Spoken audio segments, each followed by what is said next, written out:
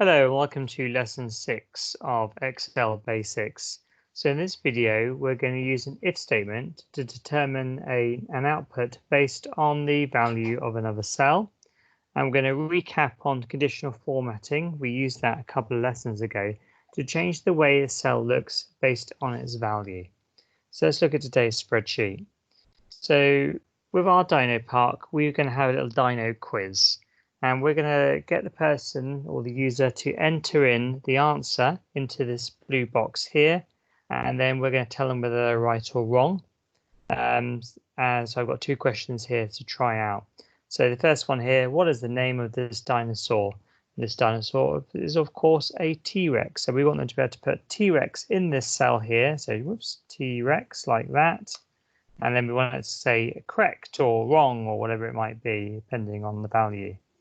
So we're going to put our formula in this cell here in C5. We're going to start off with equals, because remember we always start our formulas with equals, and we're going to use an if statement. So we're going to say if, and open my brackets. Now we've got to say the cell where the information is that we're going to check. So I want to, in this case, it's going to be B5. So cell B5 equals. Now I'm going to use speech marks here because I'm looking at a piece of text. If it was a number, I wouldn't have to worry about that. But because it's text, I need to put my speech mark, which is a shift and 2. I'm going to type in T-Rex and close my speech mark up. So if this cell, B5, equals T-Rex, then I want it to do something.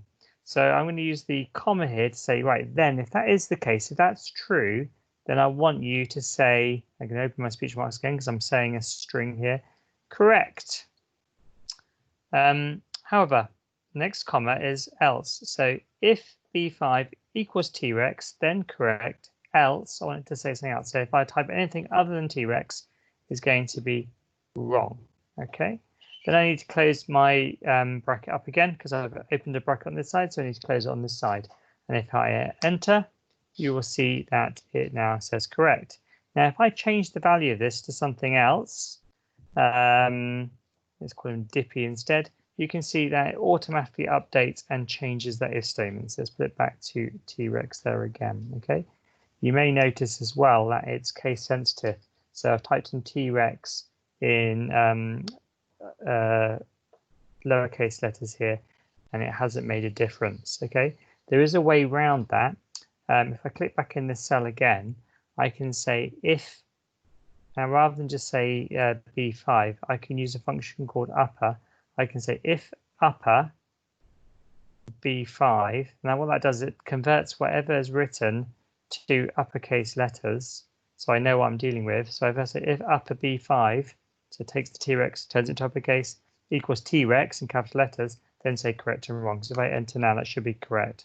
So that's another little trick that you can use to validate the validate input, but essentially change the input to something else. Okay, so let's look at the next question down. Is this dinosaur a carnivore or a herbivore? So again, we're going to do the same idea here. We're going to start with an equals. We're going to say if, open my brackets, and this time the cell is going to be B9. T-Rex is, of course, a carnivore, so I'm going to say carnivore.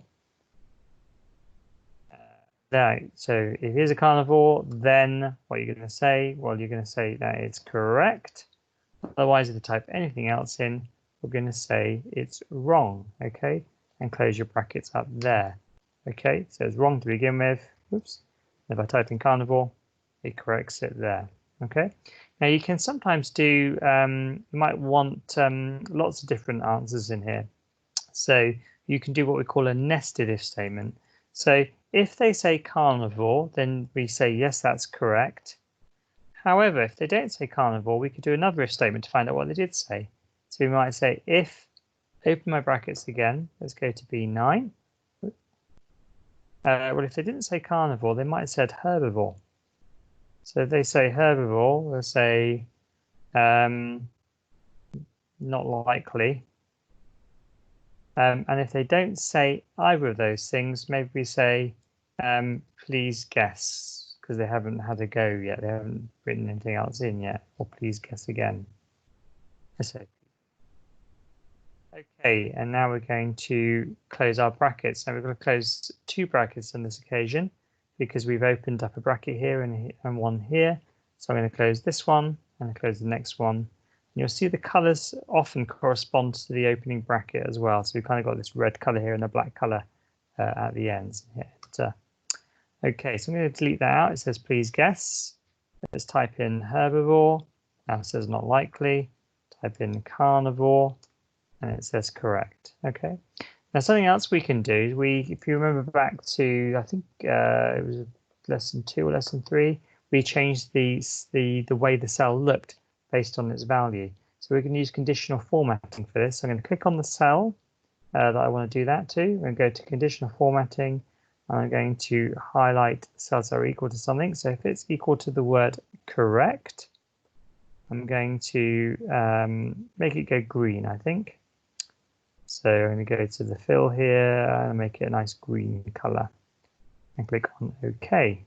So if I take that out completely, it goes back to the original color.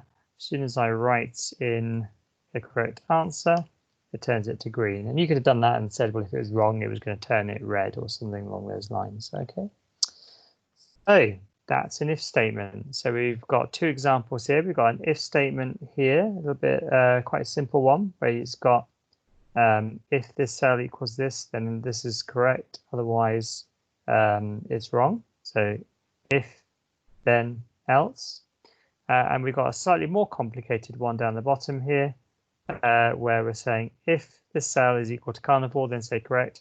Otherwise, if it's equal to herbivore, then say not likely. Otherwise, say please guess. And this is an example of a nested if statement. So it's where you're checking for 2 conditions within the same if statement.